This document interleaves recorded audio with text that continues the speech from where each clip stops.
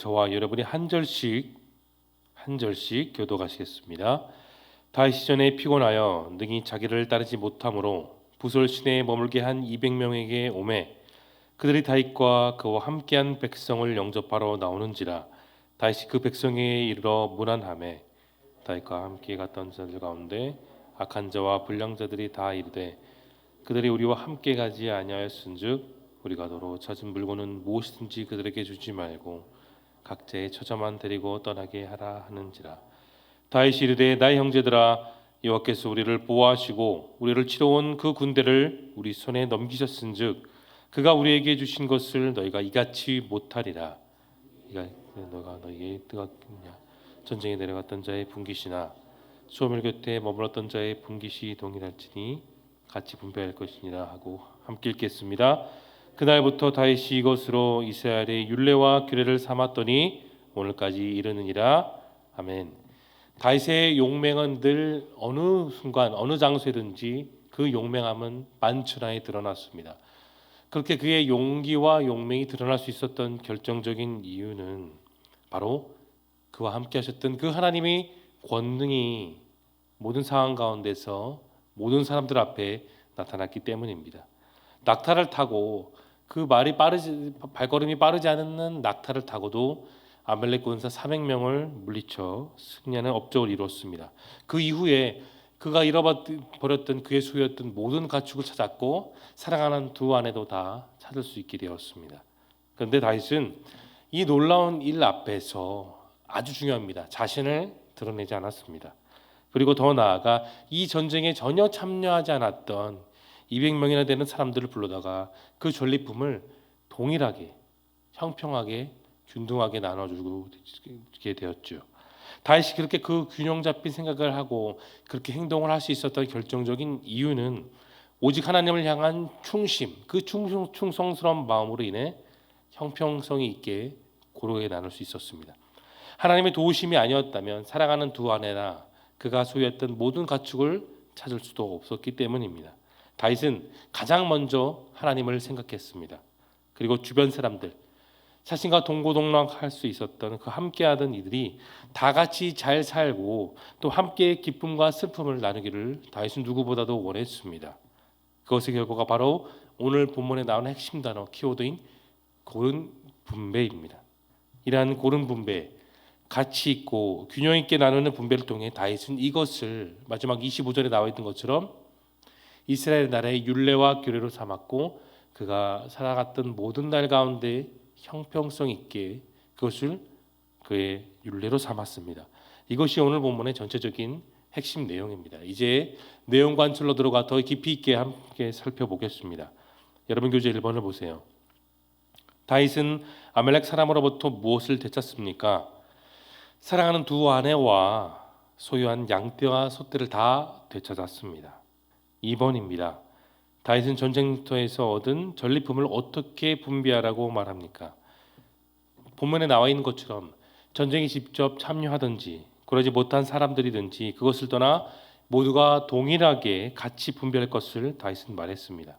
같은 분배, 이것을 통해 다윗은 나눔의 은혜를 함께 나누는 삶을 살아갔던 것을 우리는 이 본문을 통해 눈여겨볼 수가 있지요.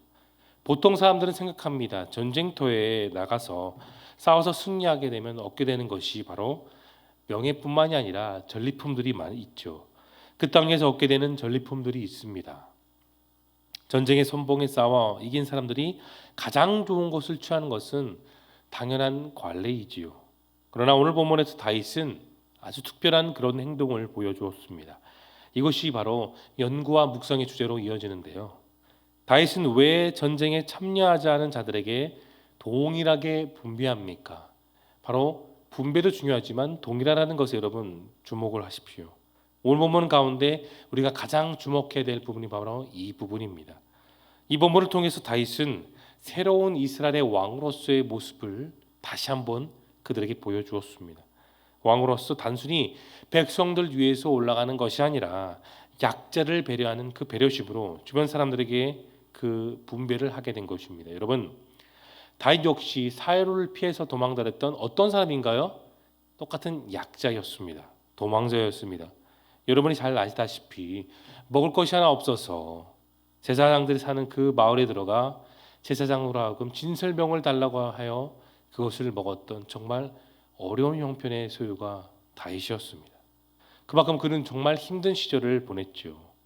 그 주변에 있던 사람들 또한 버림받고 소외받고 어려운 형편에 있었던 그런 사람들이 그 주변에 있었습니다. 다윗은 그들을 하나하나 챙기기 시작했습니다. 그들을 보호하고 또 위로하고 따뜻한 사람으로서 따뜻한 온정을 나눴던 사람이 바로 오늘 본문에 등장했던 다윗이지요. 모세 율법에서도 계속적으로 반복되는 게 무엇입니까? 약자를 보호하라는 하나님의 말씀들이 담겨져 있습니다. 그래서 나그네와 고아와 과부를 위해 형편을 도모하고 그들에게 사랑을 나누라는 것이 율법의 핵심이지요. 지금 다윗은 그 약자의 입장에서 약한 사람들을 살뜰히 챙기고 있는 겁니다. 다윗은 약자의 소름, 약자의 눈물, 약자의 아픔을 누구보다도 잘 알고 있었어요. 그만큼 그들이 자신의 왕국을 건설하는 협력자로서 살 수 있도록 함께 동일하게 같은 마음을 품고 같은 정을 나누고 같은 기쁨을 나누며 살 수 있도록 다윗은 미래를 내다보면서 그렇게 하나하나 준비하고 있었던 겁니다. 사랑하는 성도 여러분, 다윗은 왕으로서 예수님의 롤모델이 되었지요. 다윗은 예수님처럼 그렇게 나누고 살피며 주는 것을 복으로 여기는 삶을 살았습니다. 사울은 사람이 세운 왕이었죠. 그래서 그는 더욱더 소유하고 취하고 더 많은 것을 가지려는 욕망 속에 살았습니다. 그러나 다윗은 다릅니다. 하나님이 세우신 왕은 베푸는 왕, 나누는 왕, 더 나아가 섬기는 왕으로서 다윗은 그렇게 그런 인생을 하루하루를 살았습니다. 바로 다윗은 그 인생의 걸음을 한 걸음 한 걸음 옮겼던 것이죠. 이 나누는 삶의 끝에는 자신의 생명까지도 아낌없이 어떠한 대가와 욕구 없이 주신 그 예수님이 계셨습니다. 다윗의 마음에는 주는 것이 받는 것보다 복이 되는 그 은혜가 그의 마음에 늘 한결같이 있었죠. 이제 느낀점으로 넘어가겠습니다. 다윗이 전리품을 전쟁에 참여하지 않은 백성들까지 골고루 나눠주는 모습을 통하여 여러분 무엇을 느끼십니까? 다윗은 전쟁에 참여하지 않았던 그 사람들까지도 살뜰하게 챙겼습니다. 그에게 있어서 그런 나눔은 다른 사람들 보기에 미치는 장사이고 분명 손해는 맞습니다. 그러나 다윗에게는 그들 역시 하나님 나라를 이뤄가는 함께하는 동력자였습니다. 26절 이후의 본문에도 자세히 나와 있듯이 다윗은 시글락에 와서도 전리품을 소유하지 않았어요. 그것을 누구에게 주었습니까? 말씀에 나와 있는 것처럼 유다에 속한 장로들에게 동일하게 나눴습니다. 장로들은 하나님을 섬기는 사람이면서 동시에 왕을 섬기는 그런 사람들이죠. 그들 역시 그날의 나눔을 통하여 나중에 다윗이 왕이 되는 순간에 결정적인 역할을 하게 됩니다. 사랑하는 성도 여러분, 오늘 본문 처음부터 끝까지 다루고 있는 이 핵심 단어인 나눔은 단순하게 그냥 전리품을 나누는 내용을 뜻하지 않습니다.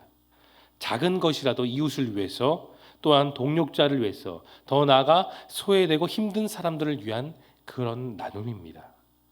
그러한 나눔의 삶을 다윗이 살아갔던 것처럼 오늘 말씀을 전하고 듣는 저와 여러분도 동일하게 그런 나눔을 살아가야 하는 것입니다. 그것이 바로 예수님의 자녀들로서 사는 삶입니다. 내가 손해볼 것을 알지만 뻔하게 다 보이지만 내 것을 내어주는 그런 삶, 다른 사람을 위해서 내가 내 삶을 희생하는 삶, 그런 삶은 여러분 결코 한두 번의 경험으로 이루어질 수 있는 것이 아니죠. 내 마음이 예수님의 마음이 되어야 됩니다. 내 마음이 예수님의 마음을 온전히 본받고 그 말씀 뜻대로 살아가게 되었을 때에 우리가 작은 예수로서 나의 삶을 나누고 정을 나누고 기쁨을 나눌 수가 있습니다. 사랑함에 있어서 가장 존경받을 만한 일이 되고 위대한 일은 무엇이냐? 가난하고 소외된 그런 사람들에게 내 삶을 나누는 일입니다. 행복의 시작은 구체적인 나눔에 있지요. 그 구체적인 나눔은 성경 속에만 머물지가 않습니다. 우리들의 교회 안팎의 삶 속에 생겨지는 그 놀라운 온정과 봉사와 헌신들이 계속해서 우리의 삶 속에 끊임없이 이어질 수 있기를 예수님의 이름으로 축원합니다. 이제 적용과 결단으로 넘어갑니다. 최근 내가 물질로 주변 사람들을 섬겼던 경험이 있다면 여러분 언제인가요? 제가 대학교를 다니던 시절에 2010년도 복학을 하고 나서 근로장학과 알바를 하면서 학교 생활을 하고 있었을 때였습니다. 룸메 중에 같은 후배과의 후배가 있었죠. 그런데 가정 형편이 정말 힘들어서 겨우겨우 학교를 다니는 그런 후배였습니다. 저도 뭐 그렇게 넉넉한 삶은 아니었지만 그 후배의 밥 한 끼를 정말 매일같이 챙겨주게 되었습니다. 그런 2년의 시간이 지나고 졸업하는 날에 그 후배가 저에게 울면서 이런 말을 했습니다. 형님, 그때 저에게 하루에 한 번씩 밥을 사주셔서 너무나도 감사했습니다. 취업하고 나서 선배 형님께 받은 그 은혜를 꼭 갚고 싶습니다. 그런 말을 받았습니다. 그리고 가끔 월요일 날에 시간을 내어 그 후배를 만나 그동안에 어떻게 살았는지, 그리고 어떤 모습으로 지금까지 살았는지를 그렇게 이야기하고 식사를 나누기도 했습니다. 사랑하는 성도 여러분, 내가 형편이 좋고 내가 가진 것이 많아야 나눌 수 있는 것이 아닙니다. 옛말에 콩 한 쪽도 나눠먹으라는 말이 있지 않습니까? 예수님이 원하시는 그런 나눔은 큰 것에 집중된 것이 아니라 작은 것에 집중합니다. 작은 나눔, 같은 나눔, 마음을 나누는 것을 통해 우리는 하나님 나라의 공동체를 매일매일 더 넓혀갈 수가 있습니다. 이제 결단으로 넘어갑니다. 내 모든 것이 하나님께로부터 왔음을 인정하며 주변 사람들을 섬기는 데 힘쓰기 위해 여러분 무엇을 결단하시겠습니까? 내게 주신 모든 것은 다 하나님의 것입니다. 여러분 믿으십니까? 그분의 은혜를 아신다면, 그 선명한 은혜가 여러분 마음속에 있으시다면 우리의 나눔은 늘 기쁨이 있고 감사가 있습니다. 그래서 우리는 그 나눔을 계속해서 더 풍성히 나눌 수가 있습니다. 오늘 본문에서 다윗은 자신이 전리품을 다 가져도 되고 또 그런 충분한 입장이 다 있었습니다. 그러나 다윗은 그의 눈을 들어 소외된 사람들을 살펴보게 되었습니다. 그리고 예수님의 마음으로 그들을 챙겼죠. 그의 마음이 우리 모두의 마음이 될 수 있기를 소망합니다. 더 나아가 하나님이 정말로 기뻐하시는 일, 나눔과 섬김 앞에 인색함 없이, 나의 드러남 없이 오직 하나님만 드러내고 그분께 영광을 돌리는 삶이 저와 여러분의 귀한 이 하루, 이 한 주가 되어줄 수 있기를 예수님의 거룩하신 이름으로 축원합니다. 이제 함께 기도하겠습니다. 오늘 주신 생명의 말씀